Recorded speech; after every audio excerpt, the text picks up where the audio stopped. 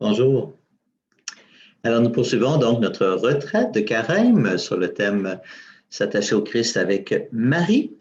Dans l'entretien précédent, nous avons vu avec le récit de la Samaritaine les obstacles qui peuvent nous empêcher d'accéder à la foi en Jésus-Christ, Fils de Dieu et Sauveur du monde. Maintenant, nous allons regarder les obstacles ou les oppositions qui se lèvent après qu'une personne ait accédé à la foi et soit devenue disciple de Jésus. Et alors, nous allons le faire à partir d'un autre récit merveilleux qu'on trouve au chapitre 9 de l'Évangile selon Saint Jean, et c'est la guérison de l'aveugle de naissance. Alors, je vous invite à lire une première fois ce chapitre 9 avant d'écouter les commentaires que je vais faire maintenant. Donc, avant même de commenter le récit, je fais quelques notes d'introductives. D'abord, quand on lit ce chapitre, une chose saute aux yeux immédiatement. Le miracle de la guérison de l'aveugle-né est raconté très brièvement. Deux petits versets.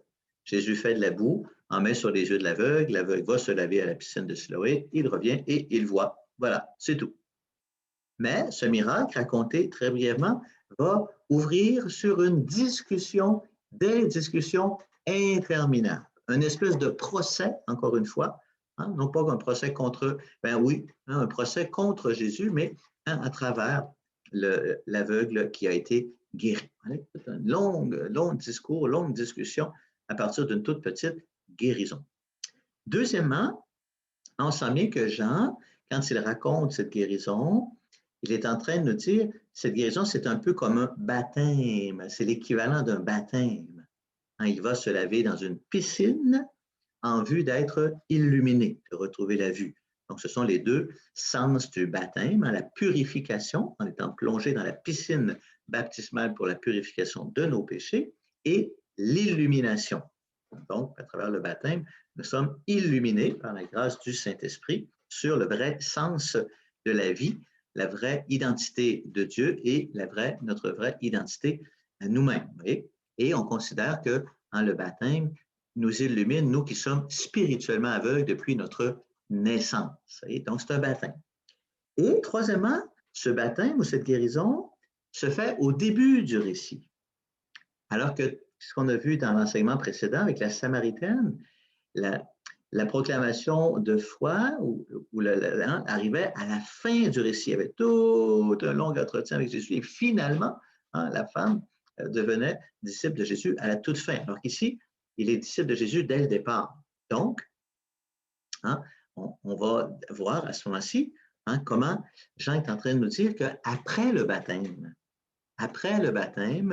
ne soyez pas surpris si vous rencontrez dans votre vie des oppositions. Parce qu'après avoir été plongé dans la piscine baptismale pour l'illumination et la purification, vous allez être plongé dans le monde. Dans un monde où la majorité des gens que vous allez rencontrer n'ont pas vécu l'expérience que vous avez vécue. Alors, il y aura des oppositions. Et ici, donc, le récit met en lumière 5 genres d'opposition. Il pourrait y en avoir plus aussi, mais j'en identifie 5 avec vous. Premièrement, l'indifférence ou la simple curiosité. Donc, l'aveugle a été guéri, et là, les gens le voient, il a dit, c'est celui qui a été guéri, qu'est-ce qui s'est passé? Et là, il raconte qu'est-ce qui s'est passé, et puis, voilà, c'est bien correct. Et les gens s'en vont, c'est tout. Ça peut être un peu comme ça, des fois, quand une personne se convertit, une expérience, il la transforme profondément, puis on peut la rencontrer, et là, on va dire, qu'est-ce qui s'est passé? Et là, la personne raconte, qu'est-ce qui s'est passé avec beaucoup de joie. Et là, on lui dit, c'est tant mieux, c'est bien correct, bravo pour toi, et on s'en va. Une certaine indifférence, on ne veut pas trop rentrer là-dedans. Et l'événement, qui a été l'événement le plus important de ma vie, apparaît pour les autres comme un fait divers, un fait banal. C'est dur de vivre ça, c'est une épreuve pour notre foi. J'ai rencontré le Christ et ça n'intéresse personne autour de moi. Deuxièmement, un peu plus que l'indifférence, il y a le doute et la méfiance qui est exprimé par les pharisiens dès leur première rencontre avec l'aveugle qui a été guéri. Ils vont dire, Ce n'est pas vraiment une expérience de Dieu que tu as vécue, là, parce que le gars qui t'a guéri, là, il ne respecte pas le sabbat. Là. Alors, ça ne peut pas venir de Dieu. Hein? Et là, l'aveugle va se défendre un petit peu en disant, oui, mais si c'est un pécheur, il ne pourra pas faire de miracle. En tout cas, là, Jésus, c'est pas trop sûr. Moi, si j'étais à ta place, là, je ferais bien attention. Méfie-toi. Et la méfiance, c'est le doute. C'est-tu vraiment une expérience de Dieu? Hein? Les gens, tu veux une expérience extraordinaire qui te transforme. Et là, si tu es trop transformé, tu vas passer pour un illuminé. On dit ça des fois, hein? Ça, c'est un illuminé. C'est pas très positif, ça. Pourtant, effectivement, le baptême et la rencontre avec le Christ, c'est une illumination. Et là, on pourrait se demander pourquoi dans notre monde, être illuminé, c'est pas bien vu. Ça se peut qu'il y ait de l'illuminisme. C'est possible, ça. Hein? Mais une personne illuminée, une personne dont la vie est profondément transformée, c'est pas négatif en soi. Et peut-être que si on se méfie, c'est parce qu'on a intellectualisé la foi.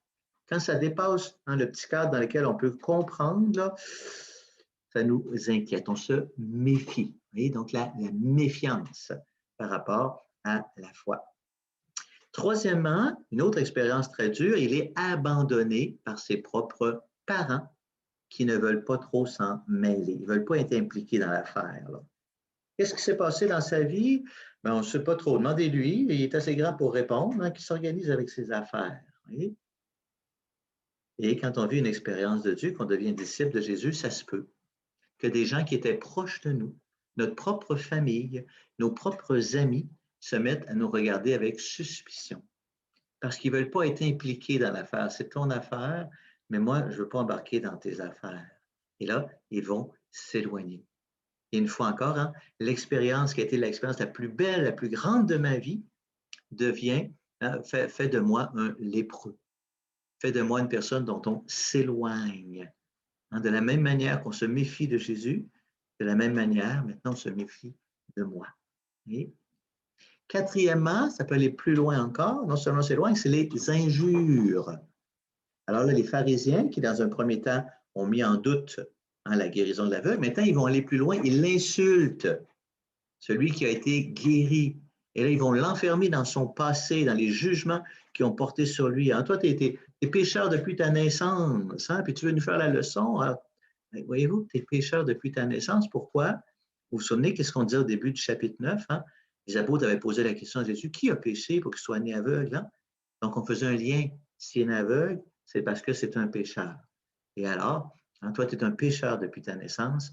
On t'enferme dans un passé qui n'est même pas vrai. Hein? On ne veut rien savoir, on t'insulte. On t'insulte pourquoi?